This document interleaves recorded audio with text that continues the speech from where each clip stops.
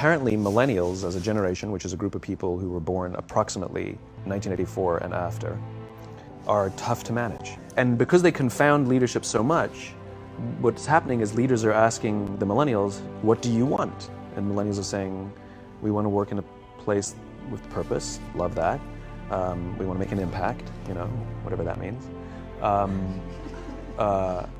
We want free food and beanbags. Somebody articulates some sort of purpose, there's lots of free food and there's beanbags, and yet for some reason, they're still not happy. And that's because there's a missing piece. What I've learned is that I can break it down into 4 pieces. One is parenting, the other one is technology, the third is impatience, and the fourth is environment. The generation that we call the millennials, too many of them grew up subject to failed parenting strategies, where, for example, they were told that they were special all the time. They were told that they could have anything they want in life, just because they want it. Some of them got into honors classes, not because they deserved it, but because their parents complained. And some of them got A's, not because they earned them, but because the teachers didn't want to deal with the parents. Some kids got participation medals. You got a medal for coming in last, right?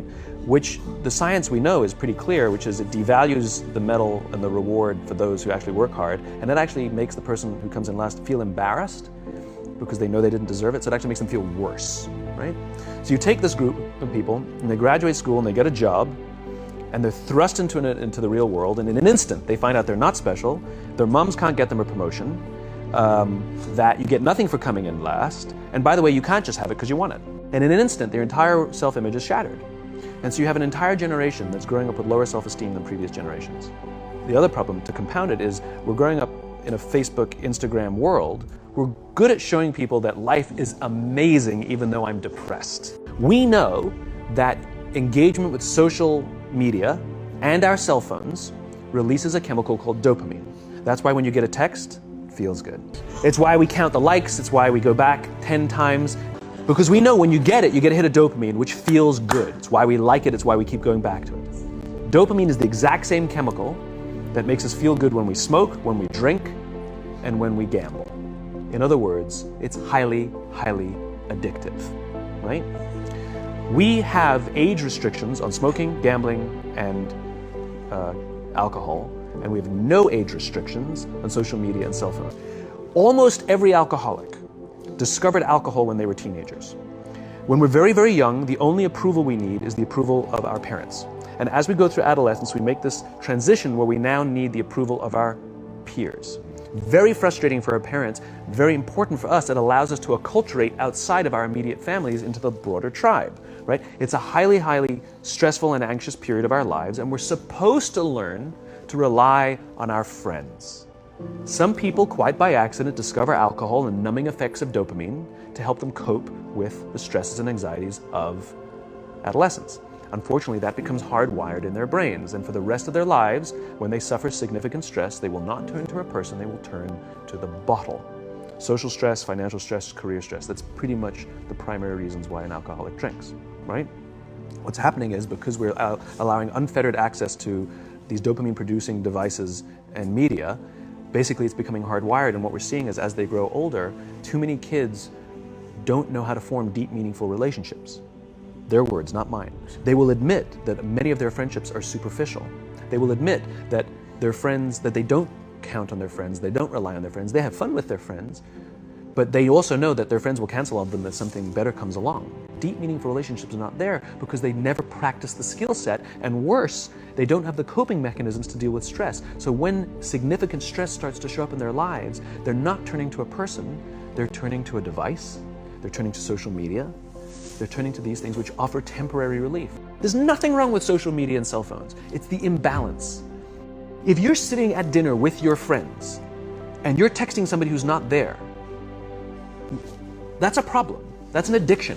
If you're sitting in a meeting with people you're supposed to be listening to and speaking, and you put your phone on the table, face up or face down, I don't care, that sends a subconscious message to the room that you're just not that important to me right now, right? That's what happens. And the fact that you cannot put it away is because you are addicted, right? If you wake up and you check your phone before you say good morning to your girlfriend, boyfriend, or spouse, you have an addiction.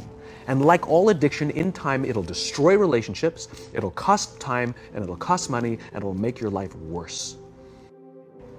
So you have a generation growing up with lower self-esteem that doesn't have the coping mechanisms to deal with stress.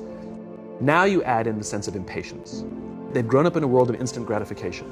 You want to buy something, you go on Amazon, it arrives the next day. You want to watch a movie? Log on and watch a movie. You don't check movie times. You want to watch a TV show? Binge. You don't even have to wait week to week to week.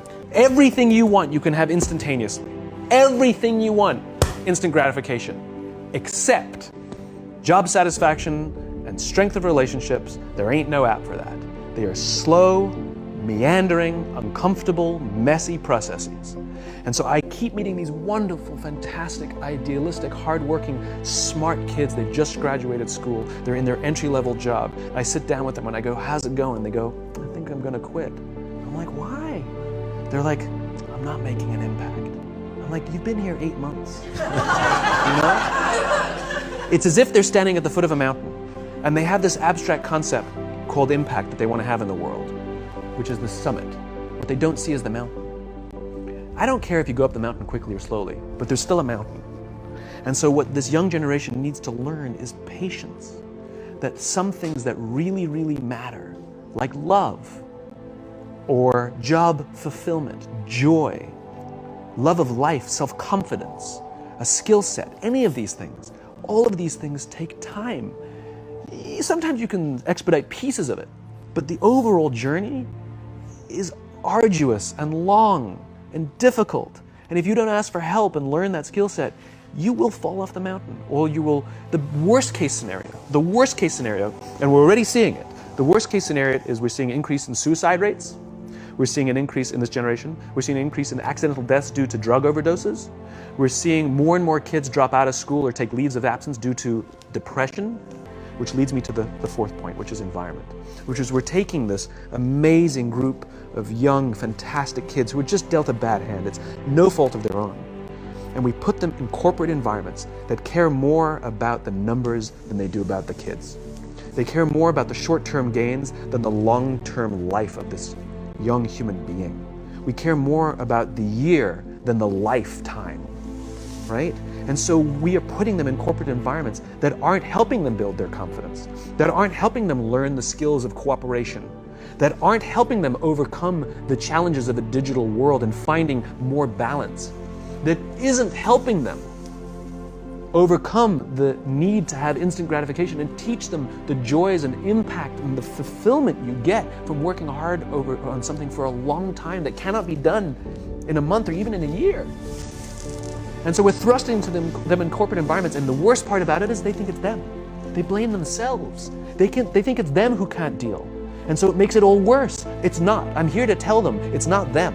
It's the corporations, it's the corporate environments, it's the total lack of good leadership in our world today that is making them feel the way they do. They were dealt a bad hand, and I hate to say it, but it's the company's responsibility. Sucks to be you, like we have no choice, right? This is what we got, and I wish that society and their parents did a better job. They didn't. So we're getting them in our companies, and we now have to pick up the slack. There should be no cell phones in conference rooms. None. Zero. And I don't mean the kind of like sitting outside waiting to text. I mean like when you're sitting and waiting for a meeting to start, this is what we all do. We all sit here and wait for the meeting to start. Meeting starting? Okay. And we start the meeting. No, that's not how relationships are formed. Remember we talked about it's the little things? Relationships are formed this way. We're waiting for a meeting to start and we go, how's your dad? I heard he was in the hospital. Oh, he's really good. Thanks for asking. He's actually at home now. Oh, I'm really glad. That was really amazing. I know, it was really scary for him. That's how you form relationships. Hey, did you ever get that report done? Oh my God, no, I didn't. I'll help you out. Can I help you out with that? Really? That's how trust forms. Trust doesn't form at an event in a day. Even bad times don't form trust immediately. It's the slow, steady consistency. And we have to create mechanisms where we allow for those little innocuous interactions to happen. But when we allow cell phones in conference rooms, but if you don't have the phone, you just kind of enjoy the world. And that's where ideas happen. The constant engagement is not where you have innovation and ideas. Ideas happen when our minds wander and we go, and you see something, I think I could do that. That's called innovation.